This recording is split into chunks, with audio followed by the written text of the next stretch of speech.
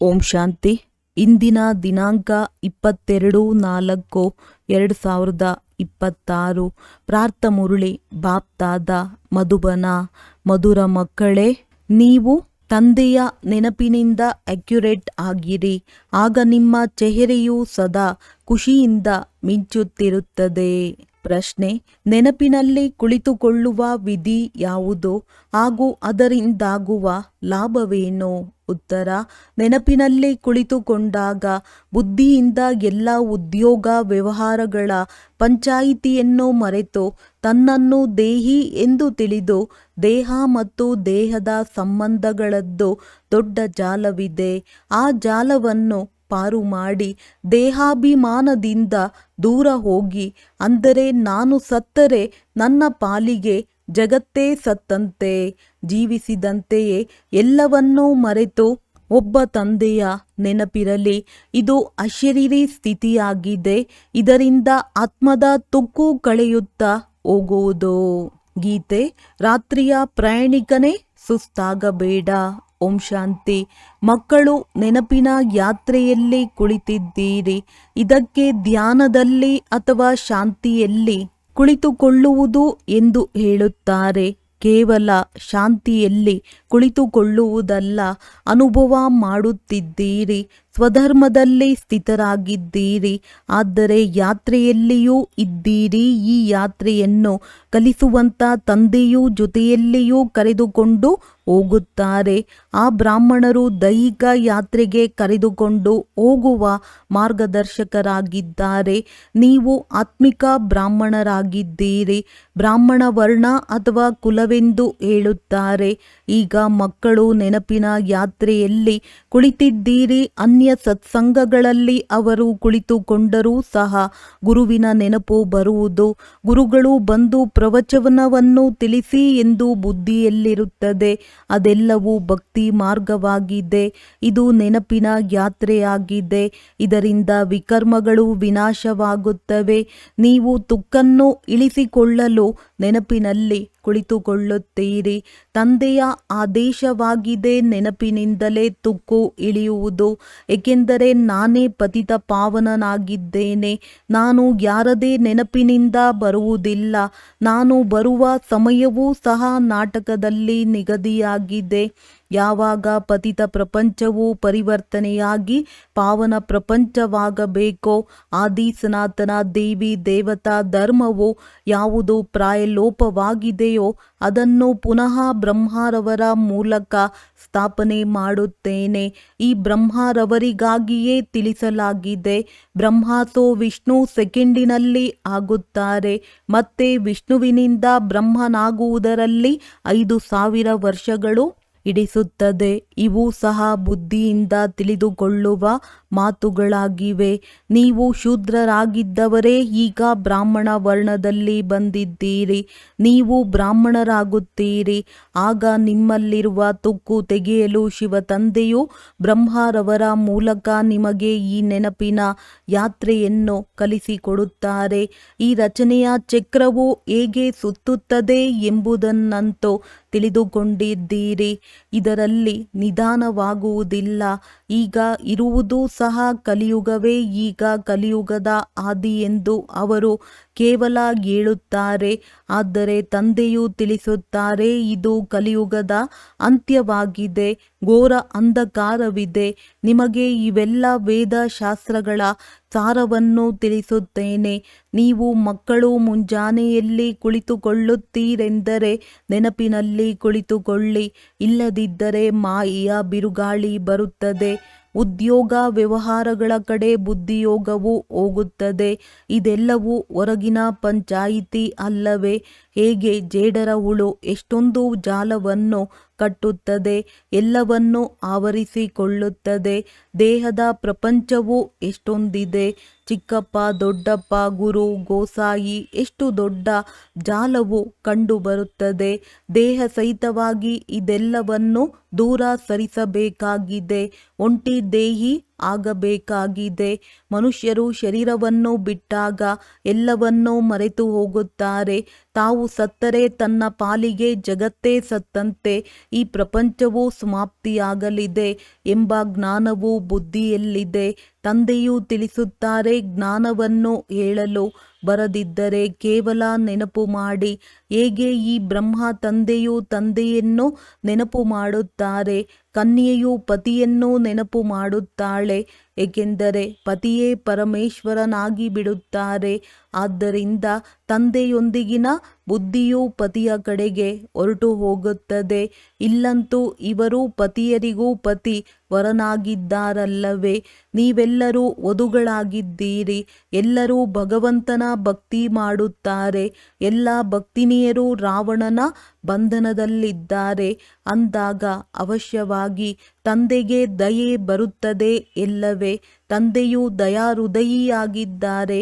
ಅವರಿಗೆ ದಯಾಸಾಗರನೆಂದು ಹೇಳಲಾಗುತ್ತದೆ. ಈ ಸಮಯದಲ್ಲಿ ಗುರುಗಳಂತೂ ಅನೇಕ ಪ್ರಕಾರದವರಿದ್ದಾರೆ.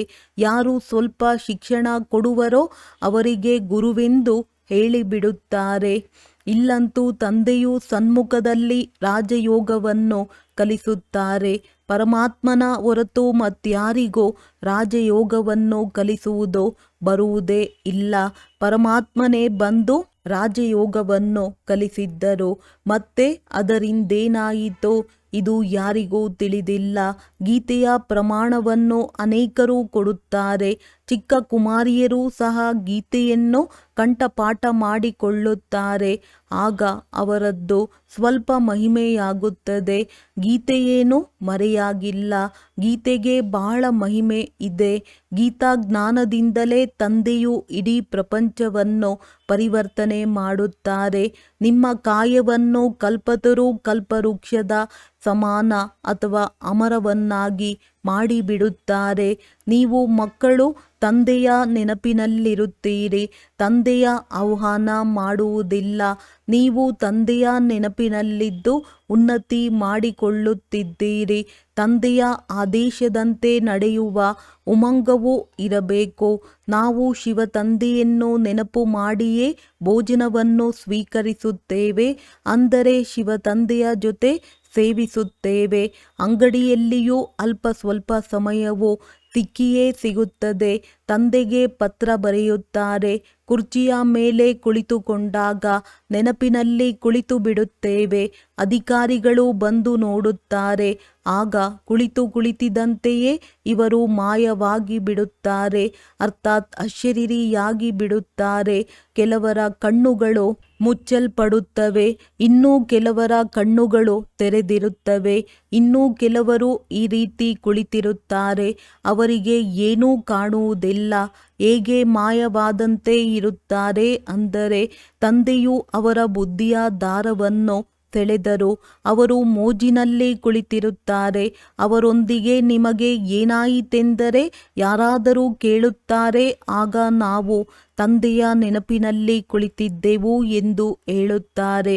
ನಾವು ತಂದೆಯ ಬಳಿಗೆ ಹೋಗಬೇಕೆಂದು ಬುದ್ಧಿಯಲ್ಲಿರುತ್ತದೆ. ತಂದೆಯು ತಿಳಿಸುತ್ತಾರೆ, ಮಕ್ಕಳೇ, ಆತ್ಮ ಅಭಿಮಾನಿಯಾಗುವುದರಿಂದ ನೀವು ನನ್ನ ಬಳಿಗೆ ಬಂದು ಬಿಡುತ್ತೀರಿ. ಪವಿತ್ರರಾಗದೆ ಅಲ್ಲಿ ಹೋಗಲು ಸಾಧ್ಯವಿಲ್ಲ. ಅಂದ ಮೇಲೆ ಈಗ ಪವಿತ್ರರಾಗುವುದು ಹೇಗೆ? ಅದನ್ನು ತಂದೆಯೇ ತಿಳಿಸುತ್ತಾರೆ.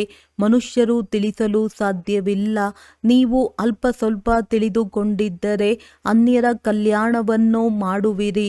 ನೀವು ಅನ್ಯರ ಕಲ್ಯಾಣ ಮಾಡುವ ತಂದೆಯ ಪರಿಚಯವನ್ನು ಕೊಡುವ ಪುರುಷಾರ್ಥವನ್ನು ಅವಶ್ಯವಾಗಿ ಮಾಡಬೇಕಾಗಿದೆ. ಭಕ್ತಿ ಮಾರ್ಗದಲ್ಲಿಯೂ ಸಹ ಓ ಗಾಡ್ ಫಾದರ್, ದಯೆ ತೋರಿಸಿ ಎಂದು ಹೇಳಿ ನೆನಪು ಮಾಡುತ್ತಾರೆ. ಹೀಗೆ ಕೂಗುವುದು ಒಂದು ಹವ್ಯಾಸವಾಗಿ ಬಿಟ್ಟಿದೆ. ತಂದೆಯು ನೀವು ಮಕ್ಕಳನ್ನು ತಮ್ಮ ಸಮಾನ ಕಲ್ಯಾಣಕಾರಿಗಳನ್ನಾಗಿ ಮಾಡುತ್ತಾರೆ. ಮಾಯೆಯು ಎಲ್ಲರನ್ನೂ ಎಷ್ಟು ಬುದ್ಧಿಹೀನರನ್ನಾಗಿ ಮಾಡಿಬಿಟ್ಟಿದೆ. ಲೌಕಿಕ ತಂದೆಯೂ ಸಹ ಮಕ್ಕಳ ನಡವಳಿಕೆಯು ಸರಿ ಇಲ್ಲದಿರುವುದನ್ನು ನೋಡಿದರೆ ನೀನು ಬುದ್ಧಿಹೀನನಾಗಿದ್ದೀಯಾ ಎಂದು ಹೇಳುತ್ತಾರೆ. 1 ವರ್ಷದಲ್ಲಿಯೇ ತಂದೆಯ ಎಲ್ಲ ಆಸ್ತಿಯನ್ನು ಕಳೆದು ಬಿಡುತ್ತಾರೆ. ಅದೇ ರೀತಿ ಬೇಅದ್ದಿನ ತಂದೆಯೂ ಸಹ ಹೇಳುತ್ತಾರೆ, ನಿಮ್ಮನ್ನು ಎಷ್ಟು ಶ್ರೇಷ್ಠರನ್ನಾಗಿ ಮಾಡಿದ್ದೆ. ಈಗ ನಿಮ್ಮ ಚಲನೆಯನ್ನಾದರೂ ನೋಡಿಕೊಳ್ಳಿ. ನೀವು ಮಕ್ಕಳು ತಿಳಿದುಕೊಂಡಿದ್ದೀರಿ. ಇದು ಎಷ್ಟು ಅದ್ಭುತವಾದ ಆಟವಾಗಿದೆ. ಭಾರತದ ಎಷ್ಟೊಂದು ಅವನತಿಯಾಗಿ ಬಿಡುತ್ತದೆ. ಇದು ಭಾರತವಾಸಿಗಳ ಅವನತಿಯಾಗಿದೆ. ನಾವು ಬಹಳ ಕೆಳಗಿಳಿದಿದ್ದೇವೆ. ಕಲಿಯುಗಿ ತಮೋ ಪ್ರಧಾನರಾಗಿದ್ದೇವೆ ಎಂಬುದನ್ನು ಅವರು ತಿಳಿದುಕೊಳ್ಳುವುದೇ ಇಲ್ಲ. ಭಾರತವು ಸ್ವರ್ಗವಾಗಿತ್ತು, ಅರ್ಥಾತ್ ಮನುಷ್ಯರು ಸ್ವರ್ಗವಾಸಿಗಳಾಗಿದ್ದರು. ಈಗ ಅದೇ ಮನುಷ್ಯರು ನರಕವಾಸಿಗಳಾಗಿದ್ದಾರೆ. ಈ ಜ್ಞಾನವು ಯಾರಲ್ಲಿಯೂ ಇಲ್ಲ. ಬ್ರಹ್ಮ ತಂದೆಗೂ ಸಹ ತಿಳಿದಿರಲಿಲ್ಲ. ಈಗ ಬುದ್ಧಿಯಲ್ಲಿ ಚಮತ್ಕಾರ ಬಂದಿದೆ. 84 ಜನ್ಮಗಳನ್ನು ತೆಗೆದುಕೊಳ್ಳುತ್ತಾ ಏಣಿಯನ್ನು ಅವಶ್ಯವಾಗಿ ಕೆಳಗಿಳಿಯಬೇಕಾಗುವುದು. ಮೇಲೇರಲು ಸ್ಥಳವೂ ಇಲ್ಲ. ಇಳಿಯುತ್ತಾ ಪತಿತರಾಗಬೇಕಾಗಿದೆ. ಈ ಮಾತು ಯಾರ ಬುದ್ಧಿಯಲ್ಲಿಯೂ ಇಲ್ಲ. ತಂದೆಯು ನೀವು ಮಕ್ಕಳಿಗೆ ತಿಳಿಸಿದ್ದಾರೆ, ಮತ್ತೆ ನೀವು ಭಾರತವಾಸಿಗಳಿಗೆ ತಿಳಿಸುತ್ತೀರಿ. ನೀವು ಸ್ವರ್ಗವಾಸಿಗಳಾಗಿದ್ದೀರಿ, ಈಗ ನರಕವಾಸಿಯಾಗಿದ್ದೀರಿ. ನಿಮಗೆ 84 ಜನ್ಮಗಳಿದೆ. ಪುನರ್ಜನ್ಮವನ್ನಂತೂ ಎಲ್ಲರೂ ಒಪ್ಪುತ್ತಾರಲ್ಲವೇ? ಅಂದಾಗ ಎಲ್ಲರೂ ಅವಶ್ಯವಾಗಿ ಕೆಳಗಿಳಿಯಬೇಕಾಗಿದೆ. ಎಷ್ಟೋ ಪುನರ್ಜನ್ಮಗಳನ್ನು ತೆಗೆದುಕೊಂಡಿದ್ದೇವೆ ಎಂಬುದನ್ನು ಸಹ ತಂದೆಯು ತಿಳಿಸಿದ್ದಾರೆ. ಈ ಸಮಯದಲ್ಲಿ ನೀವು ಅನುಭವ ಮಾಡುತ್ತೀರಿ. ನಾವು ಪಾವನ ದೇವಿ ದೇವತೆಗಳಾಗಿದ್ದೆವು. ನಂತರ ರಾವಣನು ಪತಿತರನ್ನಾಗಿ ಮಾಡಿದ್ದನು. ಮತ್ತೆ ಶೂದ್ರರಿಂದ ದೇವತೆಗಳನ್ನಾಗಿ ಮಾಡುವುದಕ್ಕಾಗಿ ತಂದೆಯೇ ಬಂದು ಓದಿಸಬೇಕಾಗುತ್ತದೆ. ತಂದೆಗೆ ಮುಕ್ತಿದಾತ ಮಾರ್ಗದರ್ಶಕನೆಂದು ಹೇಳುತ್ತಾರೆ, ಆದರೆ ಅರ್ಥವನ್ನು ತಿಳಿದುಕೊಳ್ಳುವುದಿಲ್ಲ. ಈಗ ಆ ಸಮಯವು ಬಹುಬೇಗನೆ ಬರಲಿದೆ, ಯಾವಾಗ ಎಲ್ಲರಿಗೂ ಸಹ ಇದು ಅರ್ಥವಾಗುವುದು. ಹೇಗಿದ್ದವರು ಏನಾಗಿ ಬಿಟ್ಟಿದ್ದಾರೆ. ನಾಟಕವು ಹೇಗೆ ಮಾಡಲ್ಪಟ್ಟಿದೆ. ನಾವು ಲಕ್ಷ್ಮೀನಾರಾಯಣರಂತೆ ಆಗಬಹುದೆಂದು ಯಾರಿಗೂ ಸ್ವಪ್ನದಲ್ಲಿಯೂ ಇರಲಿಲ್ಲ. ತಂದೆಯು ಎಷ್ಟೊಂದು ಸ್ಮೃತಿಯಲ್ಲಿ ತೆಗೆದುಕೊಂಡು ಹೋಗುತ್ತಾರೆ. ತಂದೆಯಿಂದ ಈಗ ಆಸ್ತಿಯನ್ನು ತೆಗೆದುಕೊಳ್ಳಬೇಕೆಂದರೆ ಶ್ರೀಮತದಂತೆ ನಡೆಯಬೇಕಾಗಿದೆ. ನೆನಪಿನ ಯಾತ್ರೆಯ ಅಭ್ಯಾಸ ಮಾಡಬೇಕಾಗಿದೆ. ನಿಮಗೆ ತಿಳಿದಿದೆ, ಪಾದ್ರಿಗಳು ತಿರುಗಾಡಲು ಹೋಗುತ್ತಾರೆಂದರೆ ಎಷ್ಟೊಂದು ಶಾಂತಿಯುತವಾಗಿ ನಡೆಯುತ್ತಾರೆ. ಅವರು ಕ್ರಿಸ್ತನ ನೆನಪಿನಲ್ಲಿರುತ್ತಾರೆ. ಕ್ರಿಸ್ತನ ಜೊತೆ ಅವರ ಪ್ರೀತಿ ಇದೆ. ನೀವು ಆತ್ಮಿಕ ಮಾರ್ಗದರ್ಶಕರ ಪ್ರೀತಿ ಬುದ್ಧಿಯು ಪರಮಪ್ರಿಯ ಪರಂಪಿತ ಪರಮಾತ್ಮನ ಜೊತೆ ಇದೆ. ಇದನ್ನು ತಿಳಿದುಕೊಂಡಿದ್ದೀರಿ. ನಂಬರ್ ವಾರ್ ಪುರುಷಾರ್ಥದನುಸಾರ ಕಲ್ಪದ ಹಿಂದಿನ ತರಹ ರಾಜಧಾನಿಯು ಅವಶ್ಯವಾಗಿ ಸ್ಥಾಪನೆಯಾಗುವುದು. ಯಾರೆಷ್ಟು ಪುರುಷಾರ್ಥ ಮಾಡಿ ಶ್ರೀಮತದಂತೆ ನಡೆಯುವರೋ ಅವರೇ ಪಡೆಯುವರು. ತಂದೆಯು ಬಹಳ ಒಳ್ಳೊಳ್ಳೆಯ ಮತವನ್ನು ಕೊಡುತ್ತಾರೆ. ಆದರೂ ಸಹ ಗ್ರಹಚಾರವು ಈ ರೀತಿ ಕುಳಿತುಕೊಳ್ಳುತ್ತದೆ, ಶ್ರೀಮತದಂತೆ ನಡೆಯುವುದೇ ಇಲ್ಲ. ನಿಮಗೆ ತಿಳಿದಿದೆ, ಶ್ರೀಮತದಂತೆ ನಡೆಯುವುದರಲ್ಲಿಯೇ ವಿಜಯವಿದೆ, ನಿಶ್ಚಯದಲ್ಲಿಯೇ ವಿಜಯವಿದೆ. ತಂದೆಯು ತಿಳಿಸುತ್ತಾರೆ, ನೀವು ನನ್ನ ಮತದಂತೆ ನಡೆಯಿರಿ. ಈ ಬ್ರಹ್ಮರವರು ಮತ ಕೊಡುತ್ತಾರೆಂದು ಏಕೆ ತಿಳಿಯುತ್ತೀರಿ? ಯಾವಾಗಲೂ ಶಿವತಂದೆಯು ಸಲಹೆ ನೀಡುತ್ತಾರೆಂದೇ ತಿಳಿಯಿರಿ. ಅವರಂತೂ ಸೇವೆಯ ಮತವನ್ನೇ ಕೊಡುತ್ತಾರೆ. ಬಾಬಾ, ಈ ವ್ಯಾಪಾರ ಮಾಡುವುದೇ ಎಂದು ಕೆಲವರು ಕೇಳುತ್ತಾರೆ. ತಂದೆಯು ಈ ಮಾತುಗಳಿಗಾಗಿ ಮತ ಕೊಡುವುದಿಲ್ಲ. ಏ ಪತಿತ ಪಾವನ, ಬಂದು ನಮ್ಮನ್ನು ಪಾವನ ಮಾಡಿ ಎಂದೇ ನನ್ನನ್ನು ಕರೆಯುತ್ತೀರಿ. ಆದ್ದರಿಂದ ನಾನು ಆ ಯುಕ್ತಿಯನ್ನು ತಿಳಿಸುತ್ತೇನೆ. ಇದು ಬಹಳ ಸಹಜವಾಗಿದೆ. ನಿಮ್ಮ ಹೆಸರೇ ಆಗಿದೆ ಗುಪ್ತ ಸೇನೆ. ಇದಕ್ಕೆ ಅವರು ಸ್ಥೂಲ ಬಾಣ ಇತ್ಯಾದಿಗಳನ್ನು ತೋರಿಸಿದ್ದಾರೆ.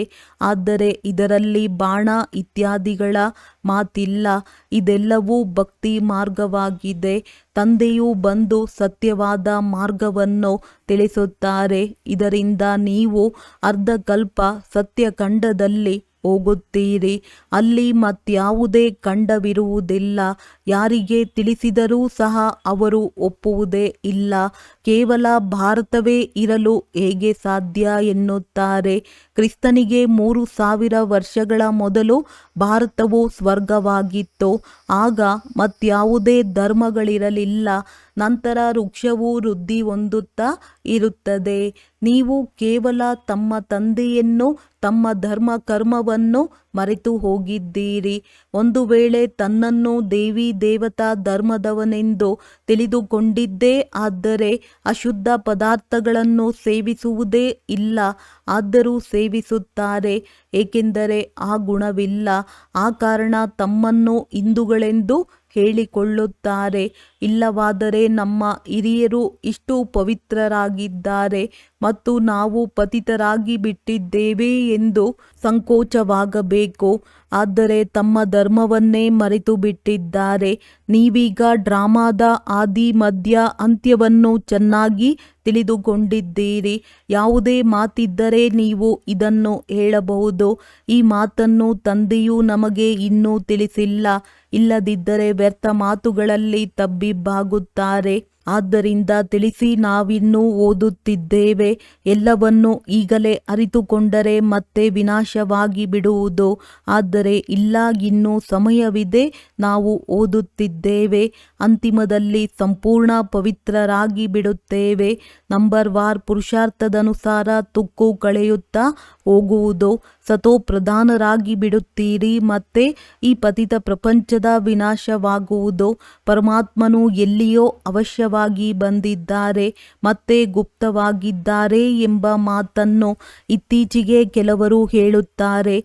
ಸಮಯವಂತೂ ಖಂಡಿತವಾಗಿ ವಿನಾಶದ ಸಮಯವಾಗಿದೆ ಎಲ್ಲವೇ. ತಂದೆಯು ಮುಕ್ತಿದಾತ ಮಾರ್ಗದರ್ಶಕನಾಗಿದ್ದಾರೆ. ಇವರು ಹಿಂತಿರುಗಿ ಕರೆದುಕೊಂಡು ಹೋಗುತ್ತಾರೆ. ಆಗ ಎಲ್ಲರೂ ಸೊಳ್ಳೆಗಳ ಉಪಾಧಿಯಲ್ಲಿ ಶರೀರವನ್ನು ಬಿಡುತ್ತಾರೆ. ಇದನ್ನು ತಿಳಿದುಕೊಂಡಿದ್ದಾರೆ. ಎಲ್ಲರೂ ಏಕರಸವಾಗಿ ನೆನಪಿನಲ್ಲಿ ಕುಳಿತುಕೊಳ್ಳುವುದಿಲ್ಲ. ಕೆಲವರ ಯೋಗವು ಅಕ್ಯುರೇಟ್ ಆಗಿ ಇರುತ್ತದೆ. ಕೆಲವರದ್ದು ಅರ್ಧ ಗಂಟೆ, ಕೆಲವರದ್ದು 15 ನಿಮಿಷ, ಇನ್ನು ಕೆಲವರಂತೂ 1 ನಿಮಿಷವೂ ನೆನಪಿನಲ್ಲಿರುವುದಿಲ್ಲ. ನಾವು ಇಡೀ ಸಮಯ ತಂದೆಯ ನೆನಪಿನಲ್ಲಿರುತ್ತೇವೆ ಎಂದು ಕೆಲವರು ಹೇಳುತ್ತಾರೆ. ಅಂದ ಮೇಲೆ ಅವರ ಚೆಹರೆಯು ಸದಾ ಖುಷಿಯಿಂದ ಹೊಳೆಯುತ್ತಿರುವುದು. ಇಂತಹ ಮಕ್ಕಳಿಗೆ ಅತೀಂದ್ರಿಯ ಸುಖವಿರುತ್ತದೆ. ಬುದ್ಧಿಯು ಎಲ್ಲಿಯೂ ಅಲೆದಾಡುವುದಿಲ್ಲ. ಅವರು ಸುಖದ ಅನುಭವ ಮಾಡುತ್ತಾರೆ. ಬುದ್ಧಿಯೂ ಸಹ ಹೇಳುತ್ತದೆ, ಒಬ್ಬ ಪ್ರಿಯತಮನ ನೆನಪಿನಲ್ಲಿ ಕುಳಿತಿದ್ದರೆ ಎಷ್ಟೊಂದು ತುಕ್ಕು ಕಳೆಯಬಹುದು ಮತ್ತು ಅದೇ ಹವ್ಯಾಸವಾಗಿ ಬಿಡುವುದು. ನೆನಪಿನ ಯಾತ್ರೆಯಿಂದ ನೀವು ಸದಾ ಆರೋಗ್ಯವಂತರು, ಐಶ್ವರ್ಯವಂತರಾಗುತ್ತೀರಿ. ಚಕ್ರದ ನೆನಪು ಬಂದು ಬಿಡುತ್ತದೆ. ಕೇವಲ ನೆನಪಿನಲ್ಲಿರುವುದೇ ಪರಿಶ್ರಮವಾಗಿದೆ. ಬುದ್ಧಿಯಲ್ಲಿ ಚಕ್ರವು ಸುತ್ತುತ್ತಿರುತ್ತದೆ. ನೀವೀಗ ಮಾಸ್ಟರ್ ಬೀಜರೂಪರಾಗಿದ್ದೀರಿ. ನೆನಪಿನ ಜೊತೆಗೆ ಸ್ವದರ್ಶನ ಚಕ್ರವನ್ನು ತಿರುಗಿಸಬೇಕಾಗಿದೆ. ನೀವು ಭಾರತವಾಸಿಗಳೇ ಲೈಟ್ ಹೌಸ್ ಆಗಿದ್ದೀರಿ. ಆಧ್ಯಾತ್ಮಿಕ ಲೈಟ್ ಹೌಸ್ ಆಗಿ ಎಲ್ಲರಿಗೆ ಮನೆಯ ಮಾರ್ಗವನ್ನು ತಿಳಿಸುತ್ತೀರಿ. ಅದನ್ನು ತಿಳಿಸಬೇಕಲ್ಲವೇ? ನೀವು ಮುಕ್ತಿ ಜೀವನ್ ಮುಕ್ತಿಯ ಮಾರ್ಗವನ್ನು ತಿಳಿಸುತ್ತೀರಿ. ಆದ್ದರಿಂದ ನೀವು ಆಧ್ಯಾತ್ಮಿಕ ಲೈಟ್ ಹೌಸ್ ಆಗಿದ್ದೀರಿ. ನಿಮ್ಮ ಸ್ವದರ್ಶನ ಚಕ್ರವು ಸುತ್ತುತ್ತಿರುತ್ತದೆ. ಹೆಸರನ್ನು ಬರೆಯಬೇಕಾಗಿದೆ. ಅಂದ ಮೇಲೆ ತಿಳಿಸಲೂ ಬೇಕಲ್ಲವೇ? ತಂದೆಯು ತಿಳಿಸುತ್ತಿರುತ್ತಾರೆ. ನೀವು ಸನ್ಮುಖದಲ್ಲಿ ಕುಳಿತಿದ್ದೀರಿ. ಯಾರು ತಂದೆಯ ಜೊತೆ ಇದ್ದಾರೆಯೋ ಅವರಿಗಾಗಿಯೇ ಸನ್ಮುಖದಲ್ಲಿ ಜ್ಞಾನದ ಮಳೆಯಾಗುವುದು. ಎಲ್ಲದಕ್ಕಿಂತ ಹೆಚ್ಚಿನದಾಗಿ ಸನ್ಮುಖದಲ್ಲಿ ಕೇಳುವಾಗ ಆನಂದವಾಗುತ್ತದೆ. ಎರಡನೆಯದಾಗಿ ಕ್ಯಾಸೆಟ್ನ ಮೂಲಕ ಕೇಳುವುದು. ಮೂರನೆಯದಾಗಿ ಮುರುಳಿ ಓದುವುದು. ಶಿವತಂದೆಯು ಬ್ರಹ್ಮರವರ ಮೂಲಕ ಎಲ್ಲವನ್ನು ತಿಳಿಸುತ್ತಾರೆ. ಈ ಬ್ರಹ್ಮರವರು ಸಹ ತಿಳಿದುಕೊಂಡಿದ್ದಾರಲ್ಲವೇ? ಆದರೂ ಸಹ ನೀವು ಇದನ್ನೇ ತಿಳಿದುಕೊಳ್ಳಿ. ನಮಗೆ ಶಿವತಂದೆಯೂ ತಿಳಿಸುತ್ತಾರೆ. ಈ ರೀತಿ ತಿಳಿದುಕೊಳ್ಳದೆ ಇರುವ ಕಾರಣ ಬಹಳ ಉಲ್ಲಂಘನೆ ಮಾಡುತ್ತಾರೆ. ಶಿವತಂದೆಯು ಏನು ಹೇಳುವರೋ ಅದು ಕಲ್ಯಾಣಕಾರಿಯೇ ಆಗಿದೆ. ಬಲೆ ಅಕಲ್ಯಾಣವಾಗಬಹುದು. ಅದು ಸಹ ಕಲ್ಯಾಣದ ರೂಪದಲ್ಲಿ ಬದಲಾಗುವುದು. ಒಳ್ಳೆಯದು. ಮಧುರಾತಿ ಮಧುರ ಅಗಲಿ ಹೋಗಿ ಮರಳಿ ಸಿಕ್ಕಿರುವ ಮಕ್ಕಳ ಪ್ರತಿ ಮಾತ್ಪಿತಾ ಬಾಪ್ದಾದಾರವರ ನೆನಪು, ಪ್ರೀತಿ ಹಾಗೂ ಸುಪ್ರಭಾತ. ಆತ್ಮಿಕ ಮಕ್ಕಳಿಗೆ ಆತ್ಮಿಕ ತಂದೆಯ ನಮಸ್ತೆ. ಧಾರಣೆಗಾಗಿ ಮುಖ್ಯ ಸಾರ: ತಂದೆಯ ಪ್ರತಿ ಆದೇಶದಂತೆ ನಡೆದು ತಮ್ಮ ಉನ್ನತಿ ಮಾಡಿಕೊಳ್ಳಬೇಕಾಗಿದೆ. ಒಬ್ಬ ತಂದೆಯೊಂದಿಗೆ ಸತ್ಯವಾದ ಪ್ರೀತಿಯನ್ನಿಡಬೇಕಾಗಿದೆ. ನೆನಪಿನಲ್ಲಿಯೇ ಭೋಜನವನ್ನು ತಯಾರಿಸಬೇಕು ಹಾಗೂ ಸ್ವೀಕರಿಸಬೇಕಾಗಿದೆ. ಆತ್ಮಿಕ ಲೈಟೋಸ್ ಆಗಿ ಎಲ್ಲರಿಗೆ ಮುಕ್ತಿ, ಜೀವನ್ ಮುಕ್ತಿಯ ಮಾರ್ಗವನ್ನು ತಿಳಿಸಬೇಕಾಗಿದೆ. ಅವಶ್ಯವಾಗಿ ತಂದೆಯ ಸಮಾನ ಕಲ್ಯಾಣಕಾರಿಗಳಾಗಬೇಕಾಗಿದೆ. ವರದಾನ: ಸದಾ ಏಕರಸ ಸ್ಥಿತಿಯ ಆಸನದಲ್ಲಿ ಕುಳಿತಿರುವಂತಹ ಬಾಪ್ ದಾದಾರವರ ಹೃದಯ ಸಿಂಹಾಸನ ಧಾರಿ ಭವ. ಅತ್ಯಂತ ಶ್ರೇಷ್ಠವಾದ ಸಿಂಹಾಸನವೆಂದರೆ ಬಾಪ್ ದಾದಾರವರ ಹೃದಯ ಸಿಂಹಾಸನ ಧಾರಿ ಆಗುವುದಾಗಿದೆ. ಆದರೆ ಈ ಸಿಂಹಾಸನದಲ್ಲಿ ಕುಳಿತುಕೊಳ್ಳುವುದಕ್ಕಾಗಿ ಅಚಲ ಅಡೋಲ ಏಕರಸ ಸ್ಥಿತಿಯ ಸಿಂಹಾಸನವಿರಬೇಕು. ಒಂದು ವೇಳೆ ಈ ಸ್ಥಿತಿಯ ಸಿಂಹಾಸನದಲ್ಲಿ ಸ್ಥಿತರಾಗದಿದ್ದರೆ ಬಾಪ್ ದಾದಾರವರ ಹೃದಯವೆಂಬ ಸಿಂಹಾಸನದಲ್ಲಿಯೂ ಸ್ಥಿತರಾಗಲು ಸಾಧ್ಯವಿಲ್ಲ. ಇದಕ್ಕಾಗಿ ತಮ್ಮ ಭ್ರುಕುಟಿಯ ಸಿಂಹಾಸನದಲ್ಲಿ ಅಕಾಲ ಮೂರ್ತಿಯಾಗಿ ಸ್ಥಿತರಾಗಿ ಬಿಡಿ. ಈ ಸಿಂಹಾಸನದಿಂದ ಮತ್ತೆ ಮತ್ತೆ ಏರುಪೇರಾಗಬಾರದು. ಇದರಿಂದ ಬಾಪ್ ದಾದಾರವರ ಹೃದಯ ಸಿಂಹಾಸನದಲ್ಲಿ ಕುಳಿತುಕೊಳ್ಳಲು ಸಾಧ್ಯವಾಗುವುದು. ಸ್ಲೋಗನ್: ಶುಭ ಚಿಂತನೆಯ ಮೂಲಕ ನಕಾರಾತ್ಮಕವನ್ನು ಸಕಾರಾತ್ಮಕದಲ್ಲಿ ಪರಿವರ್ತನೆ ಮಾಡಿರಿ. ಅವ್ಯಕ್ತ ಸೂಚನೆ: ಮಹಾನರಾಗಲು ಮಧುರತೆ ಮತ್ತು ನಮ್ರತೆಯ ಗುಣ ಧಾರಣೆ ಮಾಡಿ. ನಿಮ್ಮ ಪ್ರತಿ ಮಾತಿನಲ್ಲಿ ಮಧುರತೆ, ಸಂತುಷ್ಟತೆ, ಸರಳತೆಯ ನವೀನತೆ ಇರಲಿ. ಬ್ರಾಹ್ಮಣ ಆತ್ಮರ ಮಾತು ಸಾಧಾರಣ ಮಾತಾಗಬಾರದು. ಇದೇ ಮಹಾನತೆ ಮತ್ತು ಇದೇ ನವೀನತೆಯಾಗಿದೆ. ಮಧುರ ಮಾತು, ಮಧುರ ಸಂಸ್ಕಾರ, ಮಧುರ ಸ್ವಭಾವದ ಮೂಲಕ ಅನ್ಯರದ್ದು ಸಹ ಮುಖವನ್ನು ಮಧುರ ಮಾಡುತ್ತಿರುತ್ತೀರಿ. ಸದಾ ಅತಕ್ ಭವ ಮತ್ತು ಮಧುರ ಭವದ ವರದಾನಗಳಿಂದ ಮುಂದುವರಿಯಿರಿ. ಆರುತ್ತಾ ನಡೆಯಿರಿ. ಒಳ್ಳೆಯದು. ಓಂ ಶಾಂತಿ.